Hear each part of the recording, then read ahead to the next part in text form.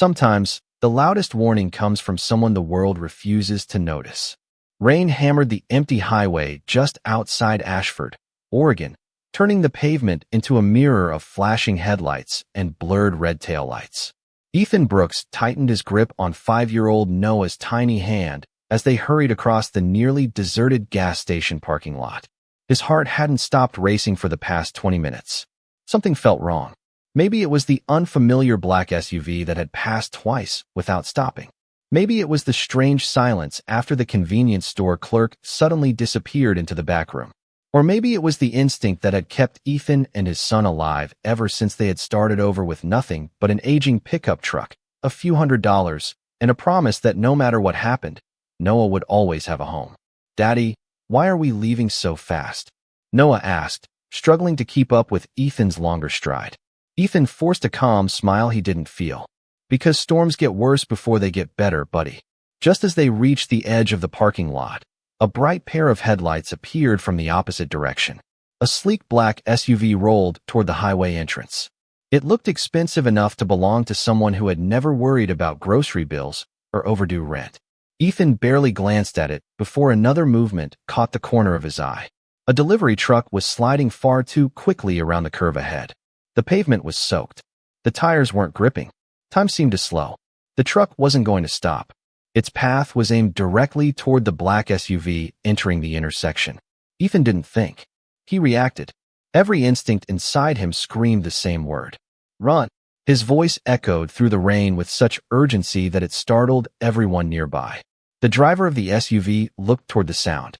His hands instinctively jerked the steering wheel just enough to avoid the worst of the oncoming truck's uncontrolled slide. Tires screeched. Water sprayed into the air. Both vehicles came to a stop several yards apart, shaken but intact. Silence settled over the intersection except for the steady rhythm of rain striking metal roofs. Ethan immediately pulled Noah close. "We're leaving," he whispered. They had taken only a few hurried steps before several men in dark suits emerged from the black SUV. Their movements were disciplined, their expressions alert rather than hostile. One of them looked directly at Ethan. Another spoke quietly into an earpiece. Then the rear passenger door opened. A tall alpha stepped onto the wet pavement wearing a charcoal overcoat that seemed untouched by the chaos around him. Even from across the parking lot, his calm presence commanded attention. Adrian Sterling, CEO of Sterling Dynamics, one of the youngest business leaders in the country. Ethan recognized him from magazine covers displayed in grocery checkout lines, though seeing him in person felt entirely different. Adrian's silver-gray eyes settled on Ethan with quiet intensity. There was no anger, no confusion, only a single unanswered question. Why had a complete stranger known danger was coming before anyone else? Ethan lowered his gaze, squeezed Noah's hand, and turned away before another second could pass. He wanted nothing from powerful people. Not their gratitude, not their attention, certainly not their curiosity.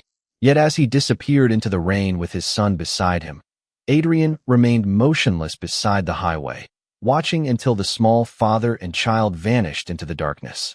He couldn't explain why, but the voice that had shouted one word had already become impossible to forget. Ethan did not stop walking until the glow of the gas station disappeared behind the curtain of rain. His old pickup truck waited beneath a flickering street lamp, and only after Noah was safely buckled into the passenger seat did he finally allow himself to breathe. His hands trembled slightly as he started the engine. He had spent 5 years building a quiet life where nobody knew his name beyond the small town of Haven Creek.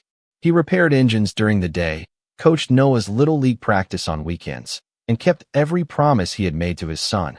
Attention from powerful people was the one thing he could never afford.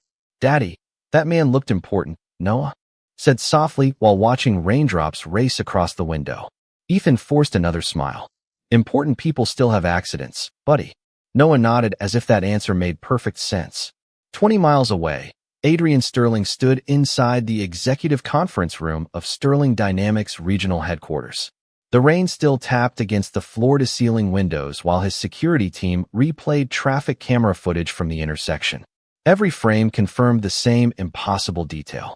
The unknown Omega had noticed the danger several seconds before anyone else. "Who is he?" Adrian asked calmly. His chief of security adjusted his glasses before answering. We are still trying to identify him, sir. No matching records from nearby hotels. No registered vehicle captured clearly enough for identification, and no witnesses who knew his name. Adrian watched the paused image on the large screen. Ethan's face was partially hidden beneath the hood of a weathered jacket, but his protective arm remained wrapped around the small boy beside him. Most people, when faced with chaos, froze. That stranger had moved first. "Find him," Adrian said quietly. "Not to question him. I simply want answers." The room fell silent. Everyone understood that Adrian rarely repeated himself. Hours later, 2 investigators followed every available lead. They searched local surveillance cameras, fuel purchases, roadside businesses, and public databases. Each trail ended the same way. Nothing. It was as though the Omega had stepped out of nowhere and disappeared just as easily. "That is impossible," one investigator muttered. "Everyone leaves a trail." Back in Haven Creek, Ethan unlocked the small garage attached to the modest white farmhouse he rented at the edge of town. Noah hurried inside and immediately picked up his favorite toy truck. Their golden retriever, Maple, greeted them with an enthusiastic wag of her tail before curling beside the fireplace. The familiar routine slowly eased the tension Ethan carried home. He prepared grilled cheese sandwiches and tomato soup, while Noah happily described the funny shapes he had seen in the rain clouds. Ethan listened carefully, grateful for ordinary conversations. Yet deep inside, uneasiness refused to fade. Someone like Adrian Sterling would eventually forget a stranger from a highway intersection. That was how different worlds worked. Powerful people moved on. Quiet people stayed invisible. Hundreds of miles away, Adrian looked once more at the frozen image on his office screen before everyone else had gone home. His eyes settled not on Ethan, but on the child holding tightly to his father's hand. Something about the picture felt strangely familiar, although he could not explain why. He reached for the remote, enlarged the image, and frowned. "There is something missing," he whispered to himself. Or perhaps, someone worked very hard to make sure they could never be found. Ethan convinced himself that life would return to normal if he kept following the same routine. Every morning before sunrise, he opened Brooks Auto Repair, a modest 2-bay garage on the edge of Haven Creek, where most customers knew him simply as the honest mechanic who never overcharged anyone. The smell of motor oil, fresh coffee, and old pine trees had become the scent of the peaceful life he had built for himself and Noah. While Ethan worked beneath pickup trucks and family sedans, Noah spent his afternoons after kindergarten sitting at a small workbench in the corner, carefully organizing plastic toy tools and proudly announcing that one day he would fix engines just like his father.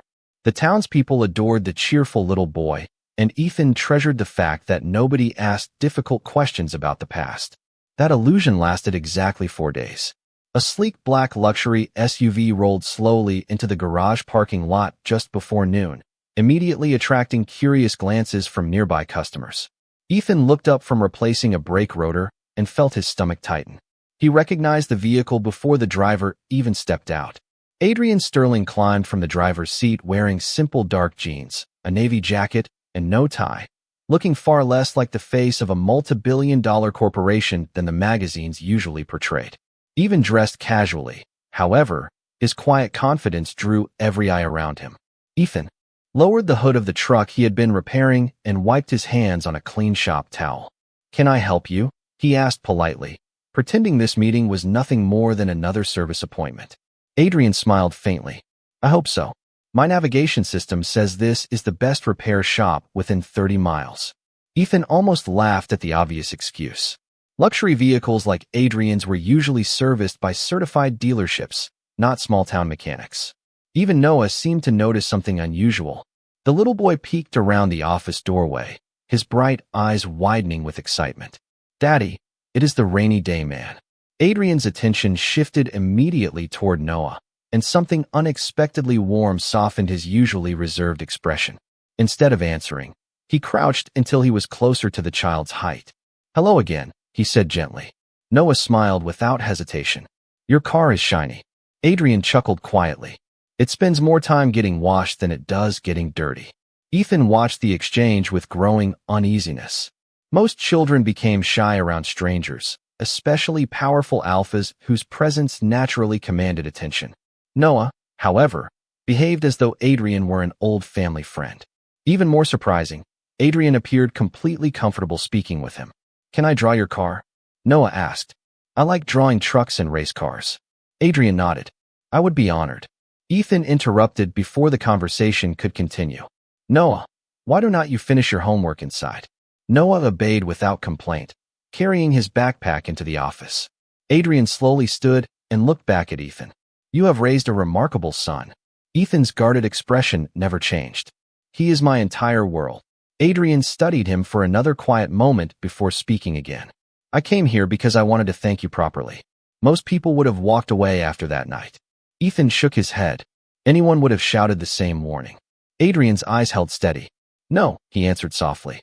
"Most people never see danger until it is already standing in front of them. You did. I still cannot explain why." Ethan did not answer. Deep inside, the uneasy feeling he had carried home from the highway returned stronger than ever, because he realized this visit was never about repairing a vehicle. It was about a question Adrian Sterling had no intention of abandoning until he discovered the truth. The following week should have erased the awkward encounter at the garage, but instead Adrian Sterling seemed to appear everywhere Ethan happened to be. On Monday morning, Ethan stopped at the local grocery store before work to buy bread, milk, and Noah's favorite strawberry yogurt. As he reached for a carton on the top shelf, another hand reached for the same one. Ethan looked up and sighed quietly. Adrian smiled with unmistakable amusement. "Good morning." Ethan accepted the yogurt without returning the smile. "Do billionaires always shop in small-town grocery stores?" Adrian answered without missing a beat. "Only when they are told the strawberry yogurt here is the best in Oregon." Ethan knew the answer was impossible to believe, yet Noah laughed so hard that even a few nearby shoppers smiled. 2 days later, Ethan picked Noah up from kindergarten and found a crowd gathered around the playground. A local charity had donated new books to the school library. Standing beside the principal was Adrian, dressed simply again, reading a picture book aloud to a circle of excited children. Noah spotted him immediately and ran over with complete confidence. "Rainy day man," he called happily. Adrian closed the book and smiled warmly. "Hello again, Noah." Ethan stood frozen for a moment.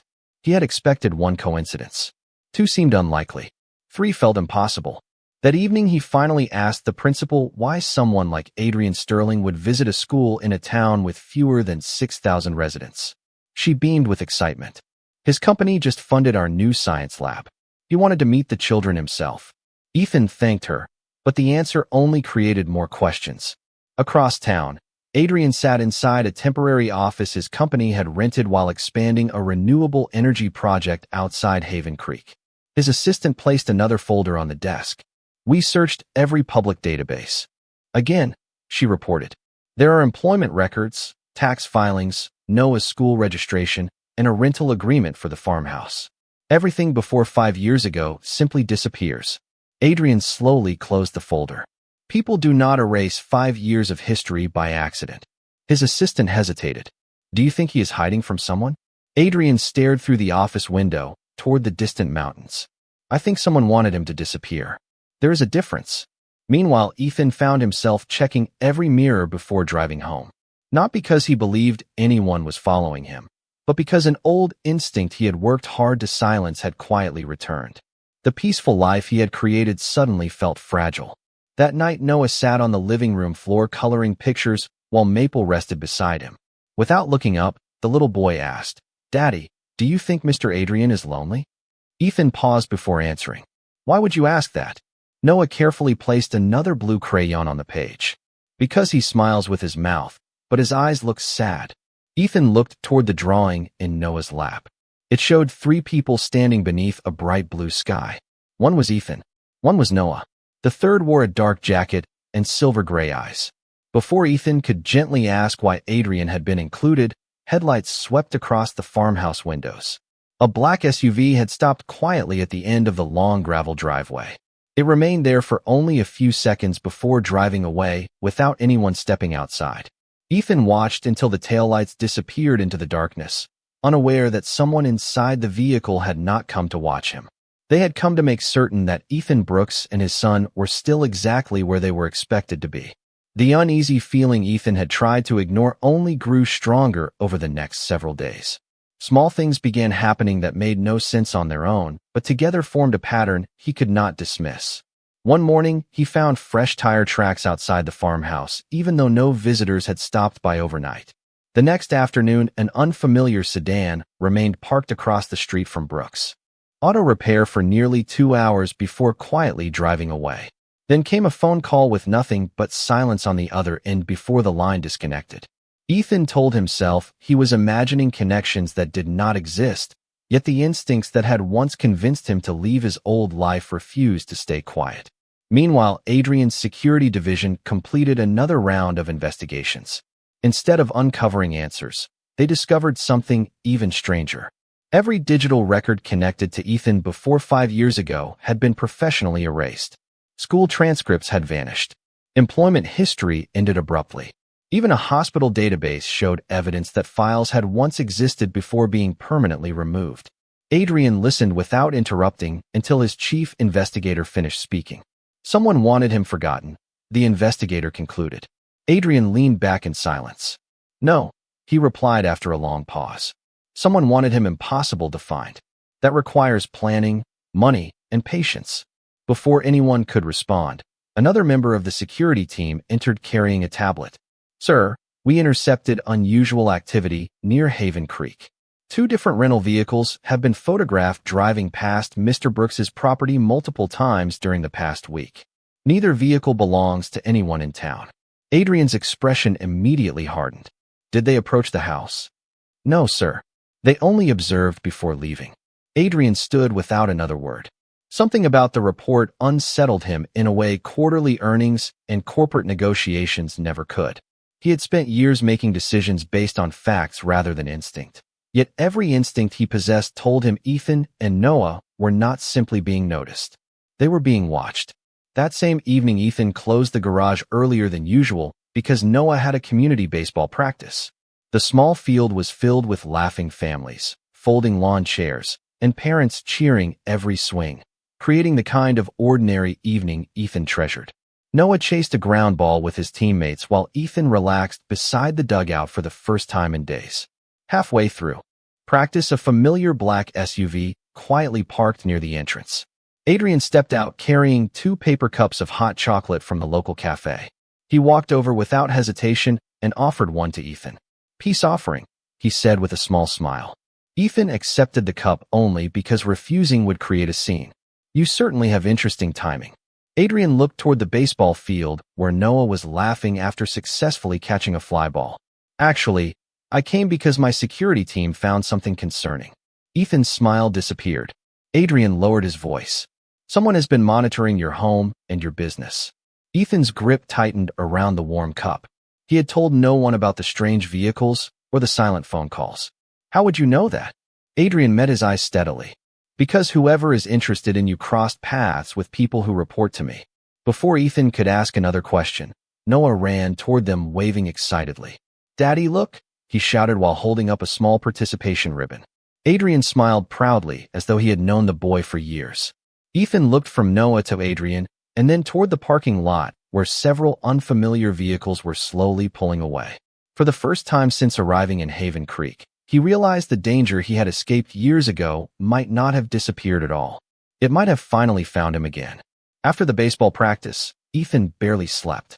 Every unfamiliar sound outside the farmhouse pulled him awake, and each time he looked through the curtains, he saw nothing except the quiet gravel road disappearing into darkness. By sunrise, he had already decided on one thing.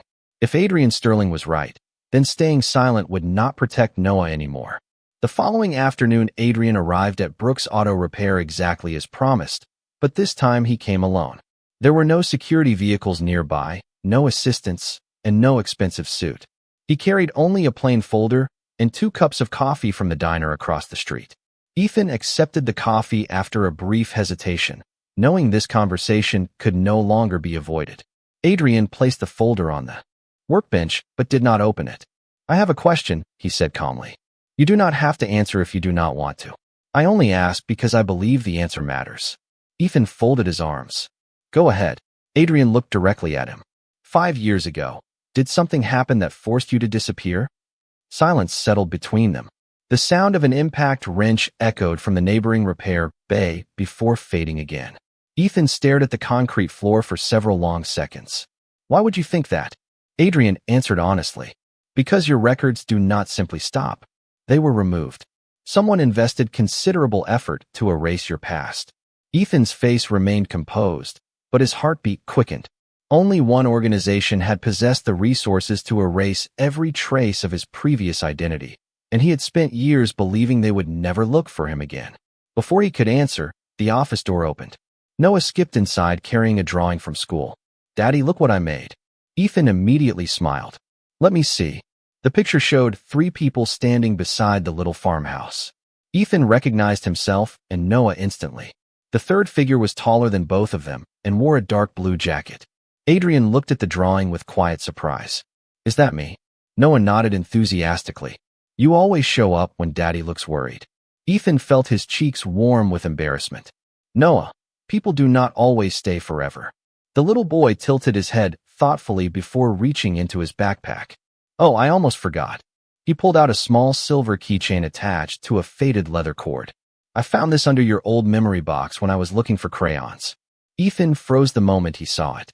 He had not seen the worn leather cord in years. Before he could take it, Adrian instinctively reached toward it as well. His expression changed completely. "Where did you get that?" he asked softly. Noah blinked. "At home." Adrian carefully examined the small metal charm hanging from the cord. It was shaped like a compass with the initials A and S engraved almost invisibly on the back. Adrian's breathing slowed. "This was a gift my grandfather gave me when I graduated from college," he whispered. "I lost it years ago." Ethan stared at the keychain in disbelief. He remembered finding it on a rain-soaked sidewalk one autumn evening before Noah had even been born. He had kept it only because he intended to return it if he ever found the owner. But life had changed so quickly that the forgotten keepsake disappeared into an old storage box. Adrian slowly looked back at Ethan, confusion mixing with something far deeper. "How could something that belonged to me years ago end up inside your home?" Ethan had no answer that made sense, and neither man noticed the black sedan parked quietly across the street. Inside, an unknown observer lowered a camera after photographing the garage entrance, then made a brief phone call. "Confirmed," the voice said quietly. "The target has reconnected with Sterling. Proceed to the next stage." The phone call reported by the unknown observer reached its destination before sunset, but Ethan knew nothing about it. He spent the evening repairing an old tractor while Noah sat nearby, finishing a school project about families. Every few minutes the little boy looked up with an innocent smile, completely unaware that his quiet world was beginning to change. Ethan wished he could preserve that innocence forever. Instead, he found himself glancing toward the garage door every time a vehicle passed outside.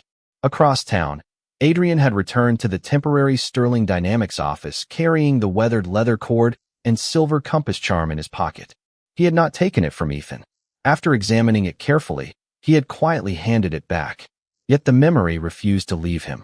His grandfather had commissioned only 2 identical compass charms many years earlier. Adrian had received one when he graduated from college. The second had disappeared before ever being presented to another member of the family. Finding the first charm inside Ethan's home could have been coincidence. Finding it after every other impossible connection no longer felt accidental. His chief investigator entered with another report. "We identified the rental vehicles." Adrian looked up immediately. "Who leased them?" Both contracts were signed using false identities. "Cash payments. Temporary phones." Whoever organized this planned carefully. Adrian remained silent for several moments before asking a different question. "Have they approached Mr. Brooks directly?" "Not yet." Adrian slowly stood and walked toward the window overlooking Haven Creek. "Then they are waiting." "Waiting for what, sir?" Adrian answered without turning around. "For the right moment." The following morning, Ethan drove Noah to school earlier than usual. Before Noah climbed out of the truck, he hugged his father tightly. "You look worried again," the little boy whispered. Ethan kissed the top of his son's head. "Sometimes grown-ups worry about things that never happen." Noah smiled confidently. "Then they are lucky." Ethan watched him disappear through the school entrance before driving toward the garage. Halfway there, his cell phone rang. The number was unfamiliar. He almost ignored it, but answered anyway. A calm voice spoke only one sentence. You should leave town while you still can. The call ended immediately. Ethan pulled onto the shoulder of the road, staring at the silent phone in disbelief. There had been no threats, no demands, only a warning delivered with unsettling certainty. 20 minutes later, Adrian received an alert from his security division. One of the rental vehicles had finally moved. Instead of circling the farmhouse again, it had stopped briefly near Noah's elementary school before leaving. Nothing unusual had happened, but that detail alone erased any remaining doubt. Adrian immediately called Ethan. "Where are you?" he asked the moment Ethan answered.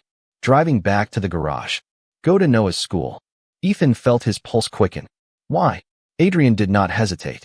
"Because whoever has been watching you changed their routine today." Ethan turned the truck around without another question. By the time he reached the school, classes had already ended for lunch recess. Children laughed across the playground while teachers supervised from nearby benches. Everything looked perfectly normal. Noah spotted Ethan first and waved enthusiastically from the swings. Ethan finally exhaled in relief. Adrian arrived only minutes later. As both men stood watching Noah race happily across the playground, neither noticed an elderly maintenance worker quietly collecting trash near the fence. He wore the standard school maintenance uniform, pushed a rolling cart, and blended perfectly into the afternoon routine. As he walked away, he paused only long enough to glance at Noah, then discreetly photographed the child with a small camera hidden inside his clipboard. He never looked at Ethan or Adrian again. By the time the final school bell rang, he had already disappeared through the service gate, leaving behind no reason for anyone to remember that he had ever been there. The photograph taken outside Noah's school reached the same anonymous recipient before the afternoon was over. A single reply appeared on the encrypted screen. "Continue observation. Do not engage." Those 3 words unsettled even the person who received them. Whoever had ordered the surveillance was not interested in money, publicity, or intimidation. They were waiting patiently for something far more specific. Ethan sensed the pressure growing even though he still did not know who stood behind it. That evening, he quietly packed an emergency bag and placed it inside the hallway closet without telling Noah. It contained spare clothes, important documents, family photographs, and enough cash to leave town if necessary. He hated himself for preparing to run again, but becoming careless was a luxury he no longer had. Adrian arrived shortly before sunset with a simple request. "Come with me tomorrow," he said. Ethan frowned. "Where?" "Sterling Dynamics is opening the new community learning center. Half the town has been invited. I would rather you and Noah not be alone until we understand who has been watching you." Ethan immediately shook his head. "I do not belong at events like that." Adrian answered calmly. "This is not about appearances. It is about making sure you are somewhere my security team can see everything." Ethan looked toward Noah, who was teaching Maple how to balance a tennis ball on her nose. The little boy overheard only the words community center and immediately became excited. "Will there be robots?" Noah asked. Adrian smiled. "There will be science exhibits, model airplanes, and probably more ice cream than anyone should eat." Noah looked hopefully at Ethan. "Please." Ethan closed his eyes for a brief moment before giving a reluctant nod. "1 hour," he said. "Then we come home." The following afternoon, the learning center buzzed with families, teachers, reporters, and local officials. Children explored interactive displays, while volunteers demonstrated simple engineering projects. Adrian greeted guests with practiced professionalism, yet his attention drifted repeatedly toward Ethan and Noah. They seemed happier than they had in days. Noah laughed while building a small wooden bridge with other children, and Ethan relaxed just enough to smile whenever his son proudly showed off another completed project. Adrian realized it was the first genuine smile he had seen from Ethan since they met.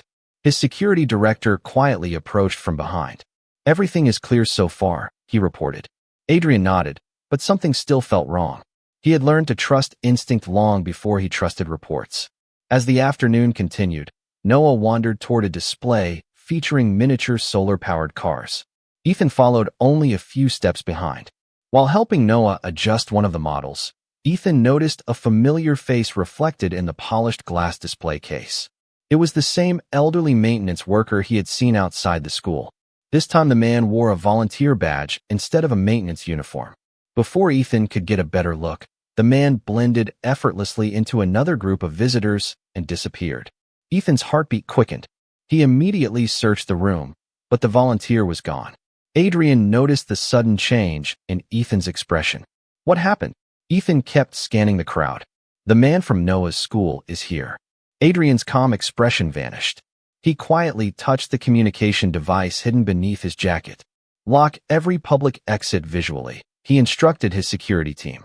No panic. No announcements. Find an elderly volunteer wearing a blue badge. Security. Personnel moved naturally through the building without alarming the guests. Yet 10 minutes later, every report came back the same. No one matching the description remained inside. It was as though the volunteer had never existed. Adrian walked back to Ethan with growing concern. He wanted you to notice him, Adrian said quietly. Ethan looked confused. Why? Adrian watched Noah laughing innocently with another group of children across the room. Because whoever is behind this no longer wants us wondering whether you are being watched. They want us to know.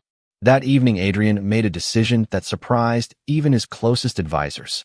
Instead of increasing the distance between his company and the growing mystery surrounding Ethan Brooks, he did the opposite. He invited Ethan and Noah to stay temporarily at the private Sterling estate until his security team understood who had been following them. Ethan refused immediately. I have spent years making sure Noah grows up with a normal life, he said quietly. Moving into the home of one of the most recognizable business leaders in the country is not normal. Adrian did not argue. He simply nodded and answered with complete honesty. You asked for nothing from me. You saved my life without expecting a reward. I am not offering charity. I am offering protection because I believe someone has decided that your family matters for reasons neither of us fully understands. Ethan remained silent. Before he could respond, Noah looked up from the living room floor where he was building a model airplane with Maple resting beside him. Daddy, he said softly, sometimes accepting help is brave too. Ethan smiled sadly at the unexpected wisdom of a 5-year-old. The next morning brought the answer neither adult had been expecting. Adrian's chief investigator arrived carrying a sealed envelope recovered from the surveillance operation. Inside was a single photograph. It showed Ethan standing outside a small apartment nearly 6 years earlier, long before he had arrived in Haven Creek. Beside him stood another young Omega whose face had been deliberately blurred.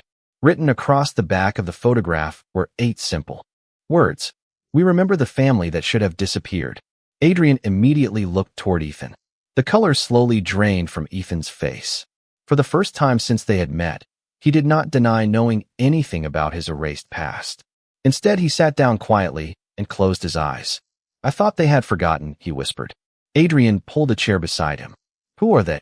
Ethan took a slow breath before answering. Years ago, I worked for a charitable foundation that secretly helped vulnerable Omega parents relocate to safe communities after escaping dangerous situations.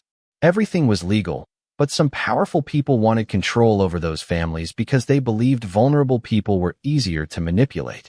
When several children disappeared under suspicious circumstances, I copied records proving what had happened and delivered them to federal investigators through anonymous channels.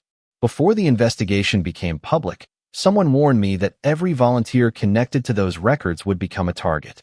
I left overnight, changed my identity, and spent the last 5 years believing the investigation had ended. Adrian listened without interrupting. And Noah? Ethan smiled gently toward his son. Noah was only a baby. He has never known any life except the one we built together. Adrian finally understood why every record had vanished. Someone had erased Ethan to keep him alive. Yet someone else had apparently spent years searching for the same missing witness. Adrian stood and walked to the window overlooking the gardens before turning back with quiet certainty. Then you are finished running. Ethan looked up in surprise. Adrian continued before he could object. Not because I commanded, because you are no longer alone. Later that afternoon, Adrian called a press conference about the new learning center. Reporters expected questions about education funding and economic development. Instead, after thanking the community, Adrian stepped away from the podium and walked directly toward Ethan and Noah, who stood quietly near the front of the audience. In full view of local officials, employees, and cameras, Adrian placed himself beside them and spoke with calm confidence. There has been considerable speculation about why I have spent so much time in Haven Creek. The answer is simple. Ethan Brooks and his son are under my personal protection. Anyone wishing to reach them will have to come through me first. A stunned silence swept across the room before camera shutters erupted like a summer rainstorm. Ethan stared at Adrian in disbelief, but Adrian never looked away. Noah reached for Ethan's hand with one hand and Adrian's with the other, smiling as though the choice had always been obvious. For the first time in many years, Ethan realized that safety was not always found by running away. Sometimes it arrived when someone strong enough to stand beside you simply refused to step aside.